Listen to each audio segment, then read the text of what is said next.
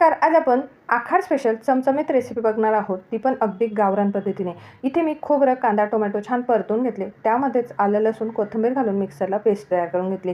उकडलेले अंडे घेतले, साल काढून याला अशा पद्धतीने चाकूने कट्स देऊन घेतले. एका कढईमध्ये तेल घातलं, मीठ, हळद, लाल मिरची पावडर घालून यामध्ये हे अंडे शॅलो फ्राय करून घेतले. त्याच कढईमध्ये तेल घातलं, दालचिनी, तेजपान, जिरं घालून वाटलेला मसाला घालून छान परतून घेतला. आज आपण नलिनी काकूंचे घरगुती किचन क्वीन मसाला वापरणार आहोत.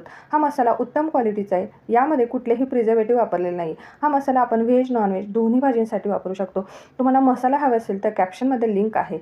मसाल्याला छान तेल सुटलं की यामध्ये शॅलो फ्राय केलेले अंडे घालून घ्यायचे, व्यवस्थित मिक्स करायचं, 2 मिनिटं झाकण ठेवून घ्यायचं. त्यानंतर गरम पाणी घालून घ्यायचे, व्यवस्थित मिक्स करायचं, मीठ घालायचं, कोथिंबीर, कसुरी मेथी घालायची, व्यवस्थित मिक्स करून घ्यायचे, झाकण ठेवून छान दणदणीत उकळी काढून घ्यायची आहे. तयार आहे मस्त अंडा करी मसाला. तुम्हाला हे मसाले हवे असतील तर स्क्रीनवरती नंबर आणि लिंक आहे.